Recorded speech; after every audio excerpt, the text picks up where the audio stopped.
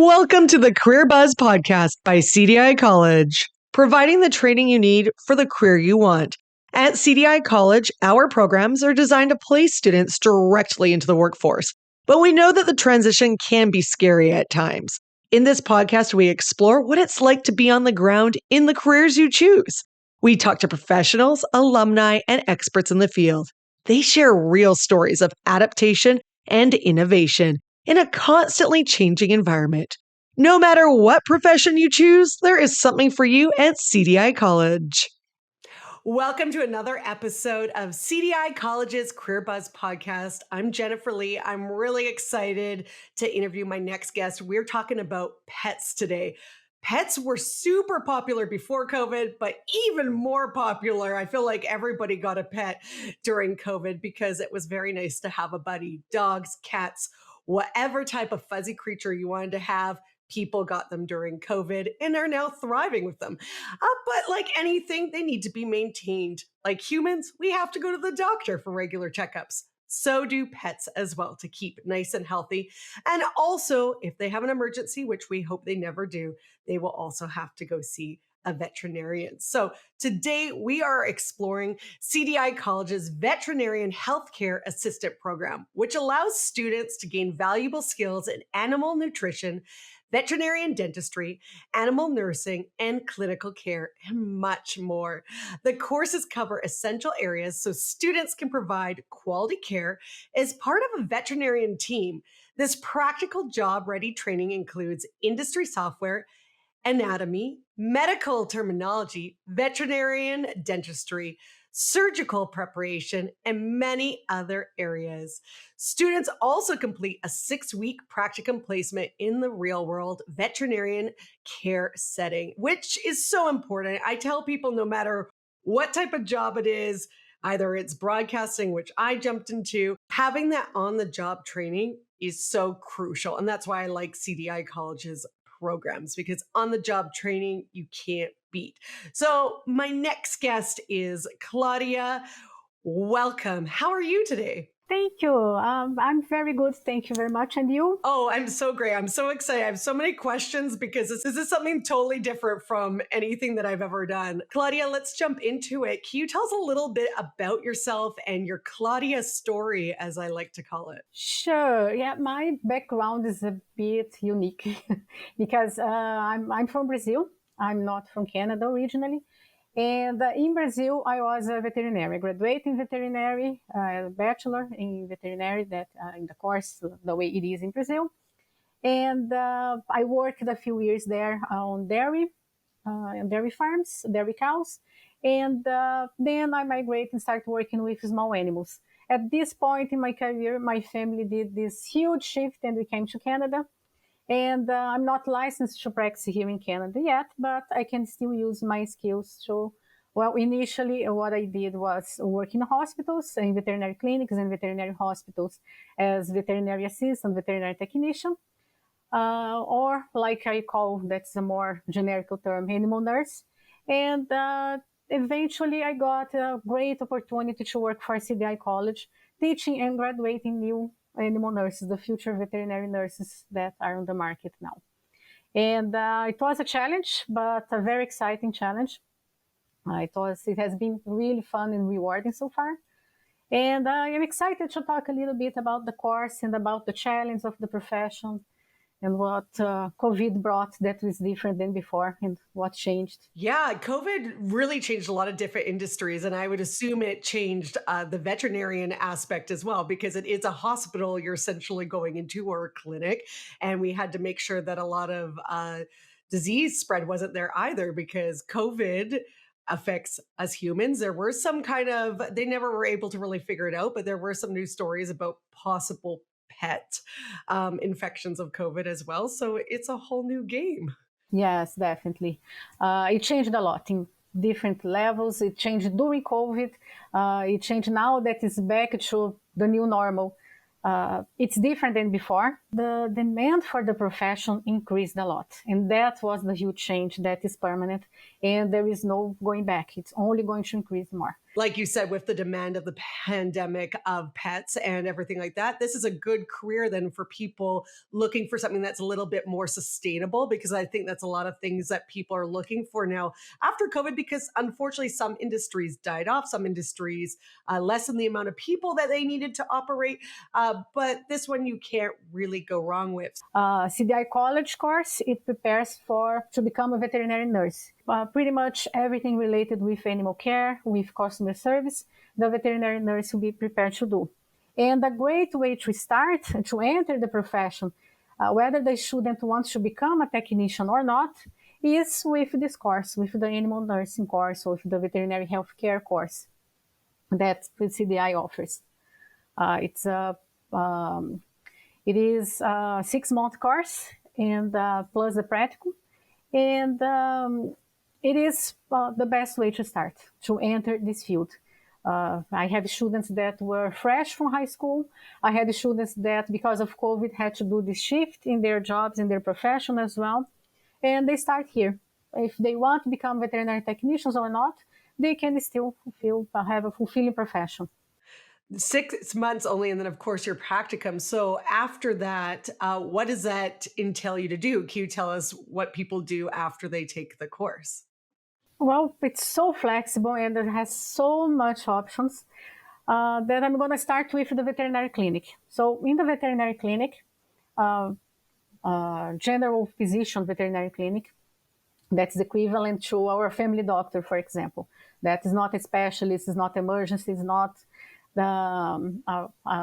with specialty hospital. So the general physician with a small veterinary clinic, they usually divide the job into the back area and the front area, back work and front work.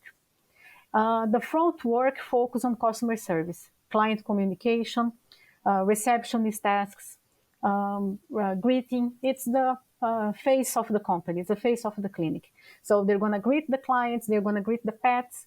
They're going to communicate with the clients as well. Lots of client communication involved.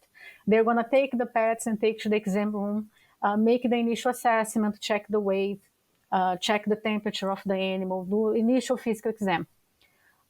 Then we have the back area task. And this back area tasks involves animal care.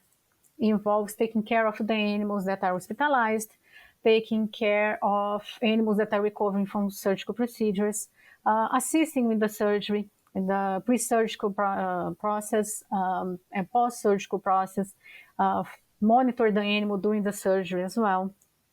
And so help restraining. Restraining is one of the main things there, what is needed the most. We can never forget restraining, and there is never enough training in restraining in this area. So that is in the veterinary clinic.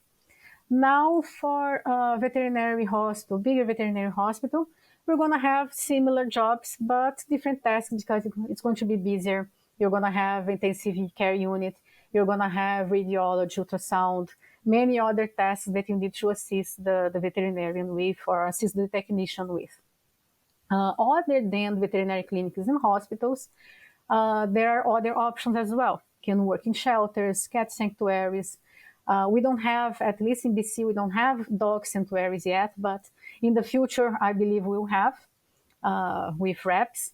And it is an option for the veterinary assistants as well, for the veterinary nurses.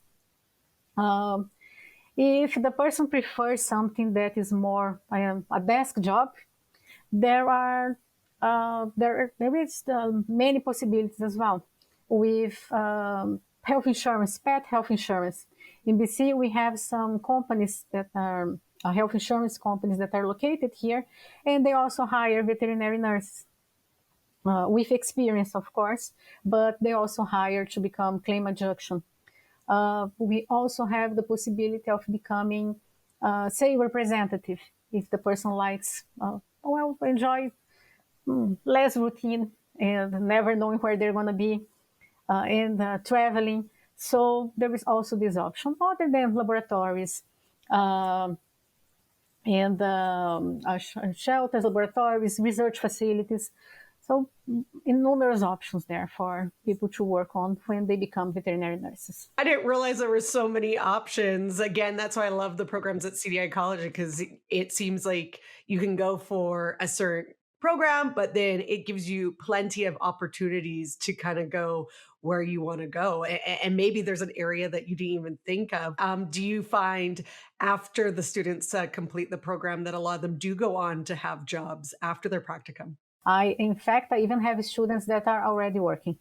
Our hours are in the morning, so they work in the afternoon or weekends. So, and as I mentioned, the market is in high demand. So, majority of my students, they are hired straight from the practicum, by the clinic where they completed the practicum. And the ones that don't, for numerous reasons, sometimes they don't like so much the clinic they are, don't like the environment so much. Sometimes simply there isn't a placement in that moment for them. But I had some students, they received a job offer, but they had to move province. But so basically, pretty much all my students, I cannot count 100% of students because of some of them changed their minds. And going back to the course that you teach for CDI College, what is your favorite part of the course? Oh, okay. I guess I will have to say I have two favorite subjects that I like teaching. One of them is actual animal nursing. The animal nursing part, the animal nursing component, are 3 weeks in duration. Two modules, one 2-week module and another 1-week module. And it is the hands-on part of the course. It is the part that even online, the students learn to assess vitals and learn about physical examination of the animal. They practice on their pets. They use their stethoscopes and auscultate the heart rate, auscultate the respiratory rate. So it is a part that always excites me because I learn a lot from my students. And they enjoy learning that part because it's very hands-on. It's the actual animal nursing part. But personally, I also love pathology model because I have this passion for disease prevention.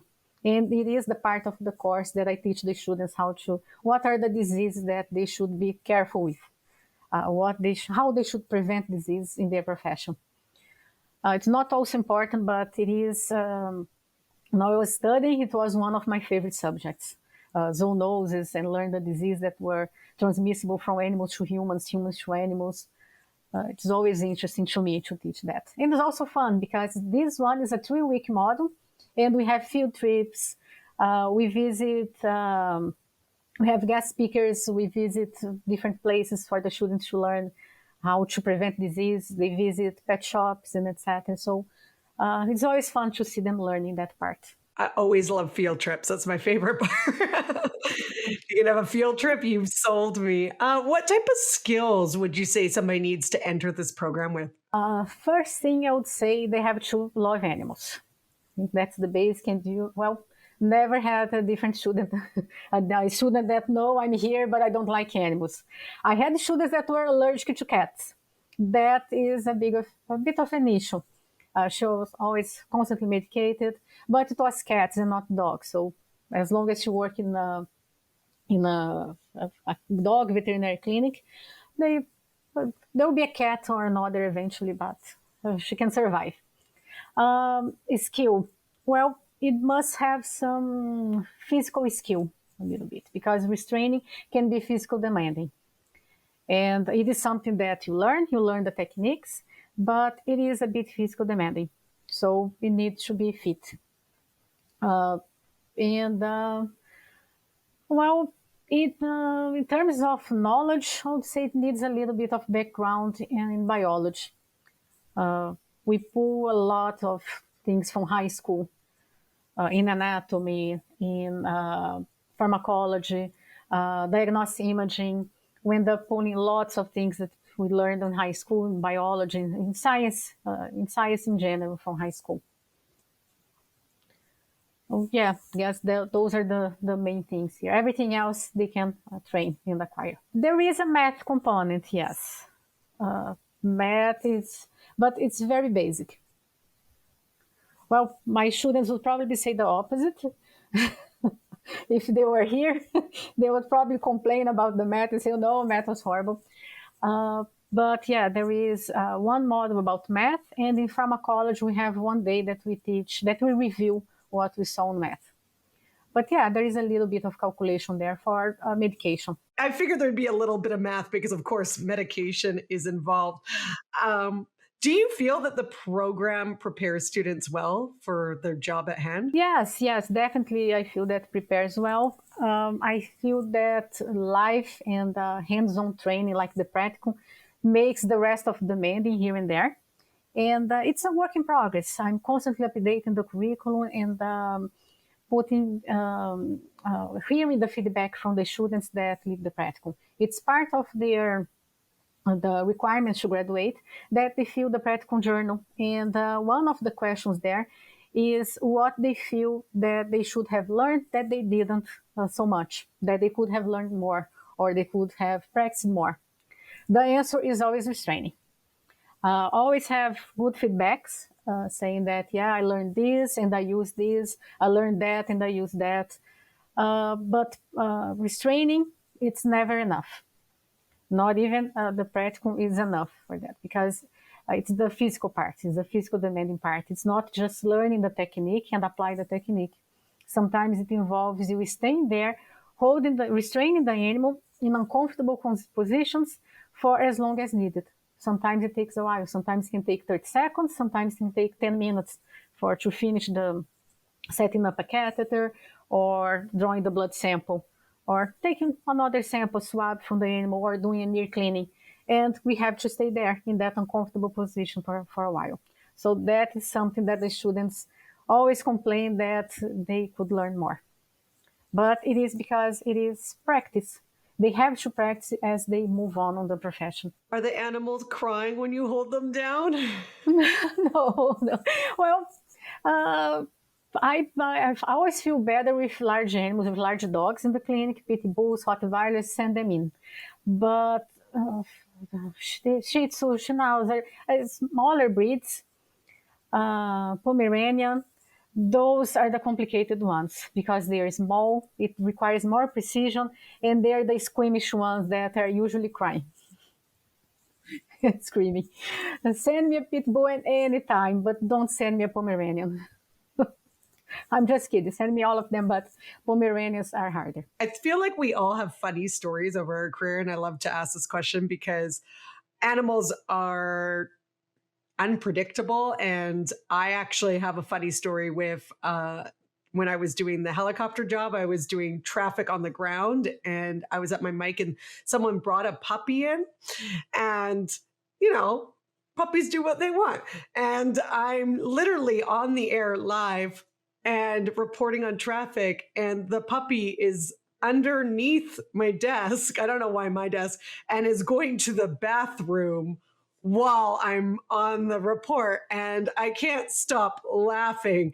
And everyone at the radio station, because the radio station is downtown, I'm like in another municipality, they can't figure out why I'm dying of laughter. And it's because the dog decided to steal my thunder during the thing. But I can only imagine working in a veterinarian clinic or a hospital, there's got to be a funny story. It's pretty much our life there, so this becomes normal. So a dog pooping here and there is like, yeah, completely normal. There are, funny things happens every day. Once I had a dog, I was fixing the IV set of the dog, and I was holding his leash at the same time fixing the IV. And he escaped, not from my hand. I was holding the leash, and he was able to remove his neck from the leash. And I just look at my friend and the dog was running toward her, and he was going to, if he gave one more step, he was going to simply rip the IV catheter apart. So the only thing I could think on the moment to do is grab the IV and throw to her, and she caught it.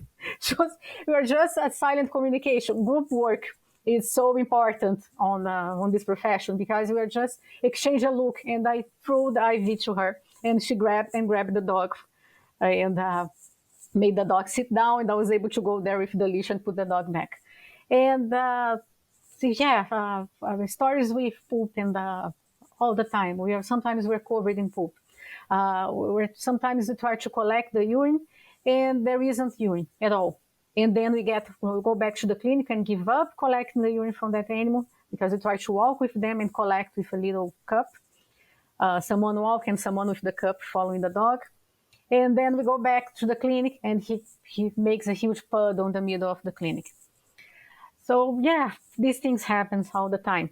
You just got to be flexible and you've got to just be ready for anything. I would assume that's a big skill that you need to have, is just you just got to be able to roll with it. Yeah, definitely. Flexibility. Yeah. Group work, flexibility. It's the skills that we can work when you start working as a veterinary nurse. But yeah, definitely important. And sense of humor. Is there anything else that surprised you about the job that you maybe never thought about while you were going to school or training for it? Is there anything that you can impart to the students that maybe was a surprise to you? I guess people surprise me still, because in this profession, it's something that you have to be ready. Is that we see the worst of people and we see the best of people. And that always surprises me. Someone that I expected that would totally neglect the pet, she becomes like the best owner ever. And people that I expected, okay, they're going to do what's best for their animals, sometimes they don't. And client communication, sometimes it's hard. They can be satisfied and communicate that in a not so polite way. So that part always surprises me. So kind of speaking around that area, we talked a little bit about it, but this job is sometimes stressful because you are seeing things and sometimes pets are passing, unfortunately. Do you practice any self-care to kind of just keep yourself even, keep yourself able to do the job the next day? Yes, I think everybody has to do that in every profession. In a profession that we are constantly facing death, not for ourselves, but to pets, to our pets and the pets from clients that we see since they were puppies, they were coming to the clinic and we follow that puppy growing up. Maybe it's a pet that grew old, was able to grow old, and we can conform with that. We can accept that. But maybe it's a pet that got terminally ill and had to be euthanized or died at the clinic.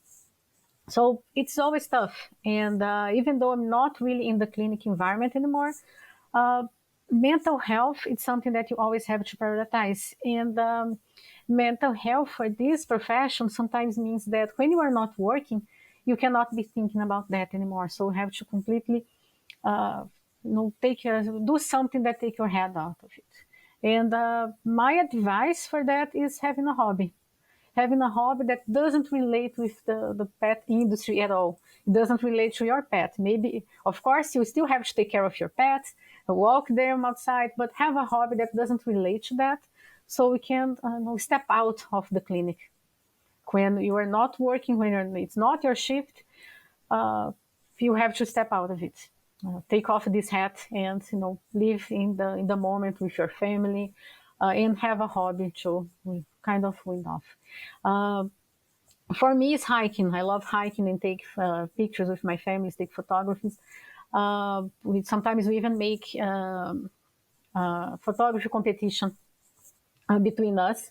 So we go hiking and take pictures, and then we compete who has the best one. It is a moment that it's that moment. I'm living that moment with my family. I'm doing the hobby, I'm doing things that I love. For each person, it's going to be different. In each stage of your life, it's going to be different. Leave it in the clinic. That is great advice because, like I said, as much as your job, there's a lot of joyful moments when you guys are helping the pets. There are some sad moments too. And it's just important to keep your guys' self healthy so you can continue doing the great work that you do and help people's fur babies. So thank you for what you guys do, because what you do is great. And going back to the program as we close this, would you say that the program is worth it? And how do people get involved? Good question. Well, I didn't do the program myself. I have a different background. I only teach them. But based on the feedback of my students, I would say so. They are all of them are able to find meaningful professions and follow the profession that they love. So yeah, I believe it's very worth it. And also, it's not, some people would not consider an easy course. You have to be available for the 6 months and really compromise with that. Okay, I'm going to take 6 months of my life and I'm going to do this course because it is intensive. But once you finish, you're going to have a rewarding profession that hopefully it's your passion. If you love animals, I think this is a great space to get in that. So again, thank you so much for coming here today and telling us all about it. And I love all your stories too. So thank you so much.